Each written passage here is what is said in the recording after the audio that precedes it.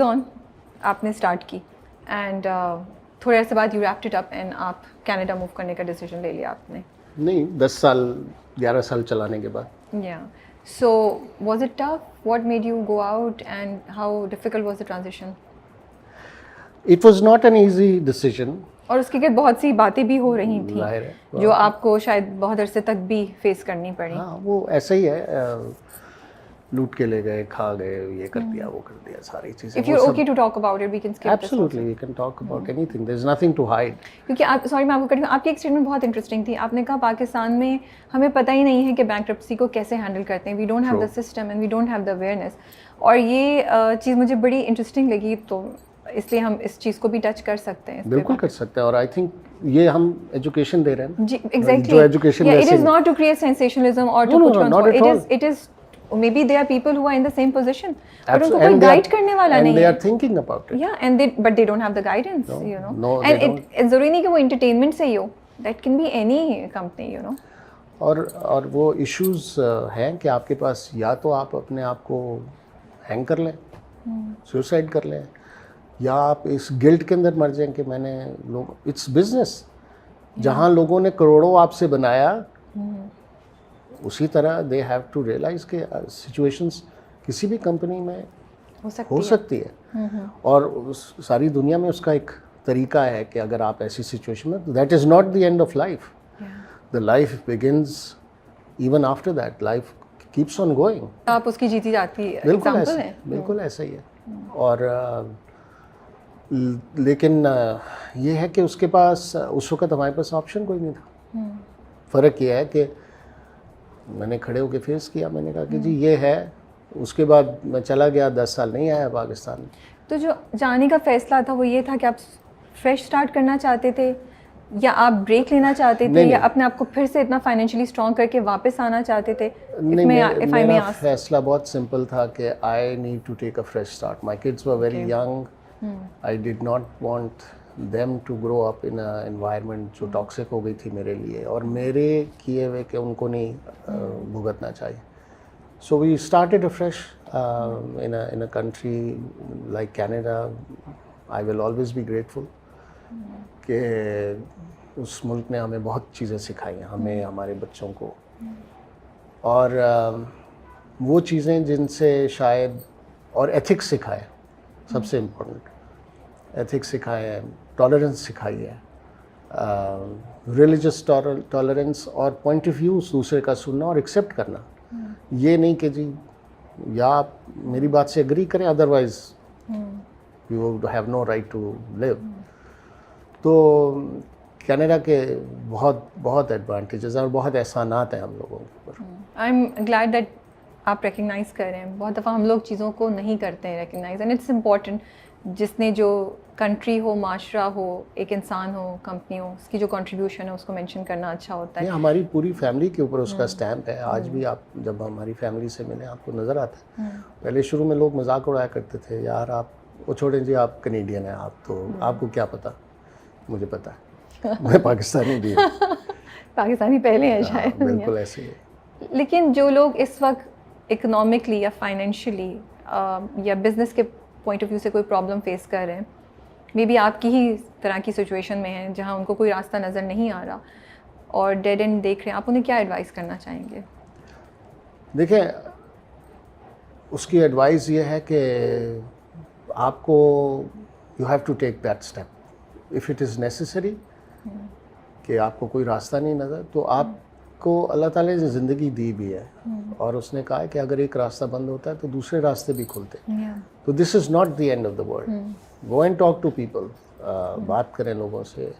आपको बहुत दफ़ा बहुत तकलीफ दे जवाब मिलेंगे, मगर डिस्करेज नहीं हो. इवेंचुअली अल्लाह ताला कोई ना कोई रास्ता निकालता है, और जब रास्ता नहीं होता तो वो रास्ते बंद कर देता है, क्योंकि उसने आपके लिए कोई और रास्ता खोलना होता है. मेरे साथ तो हमेशा यही हुआ. लेकिन इतना कुछ सुनना अपने बारे में आसान था? कभी भी आसान नहीं होता. लेकिन अब तो सोशल मीडिया पे आम बात है ना, लोग एक दूसरे के बारे में ऐसे बातें करते हैं जैसे उनके घर में बैठे हुए. लेकिन उस वक्त ज़रा मुश्किल था. उस वक्त जो ज़्यादा परेशानी थी कि वो जब बातें आपके घर में आपके पेरेंट्स तक पहुंचती हैं तो वो फिर आपको तकलीफ़ देती हैं. but then that's the price you have to pay.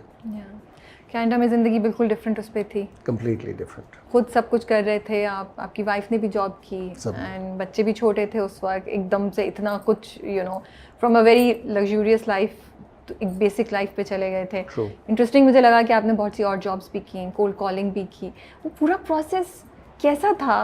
क्या कहते थे आप अपने आप से? कभी तो होता होगा यार क्या कर रहा हूँ मैं, देयर वाज अ टाइम, या और was it an escape from everything? तो एक्चुअली ग्रेटफुल थे आप? You can say that, लेकिन क्योंकि बच्चे छोटे थे, आप एक नई जगह अपने आप को बिल्ड कर रहे थे, तो आपको कभी इतना टाइम भी नहीं मिला सोचने का.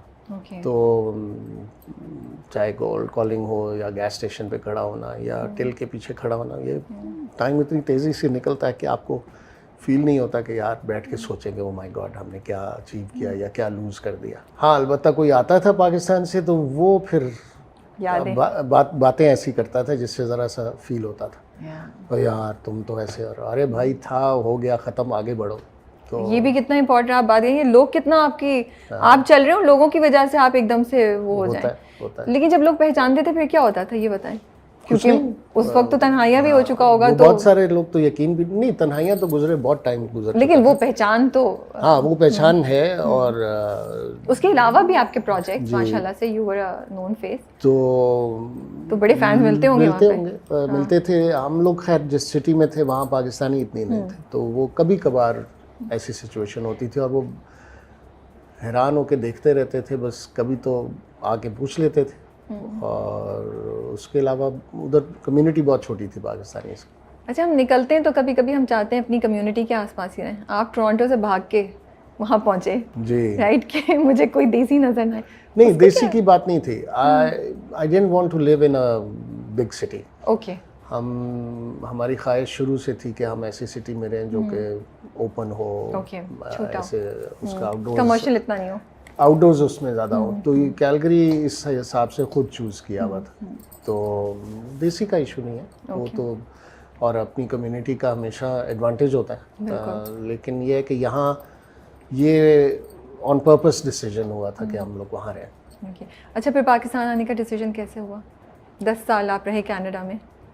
हाँ, वो भी बस कुछ ऐसी सिचुएशंस, बिकॉज ज़ाहिर है जब आप 10 साल नहीं आते तो बहुत सारे लोग ये समझते हैं कि now you are gone case, तो जो चीज़ें आपकी यहाँ हैं वो कहते हैं अब हमारा राइट है.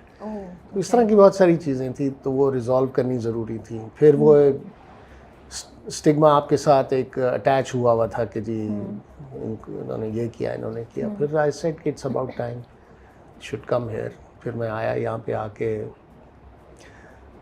आमना एक हमारी होती थी जर्नलिस्ट, उनका एक शो था, उस पर मुझे उन्होंने बुलाया. तो उन्होंने मेरे से सवाल किया कि हम आपसे सवाल करें. मैंने कहा बिल्कुल करें. उन्होंने कहा जी ये हुआ, आपके बारे में ये सुना. मैंने कहा बिल्कुल आपने सुना होगा. आज मैं बैठा हुआ, if I owe anything somebody should come and ask for it. Okay.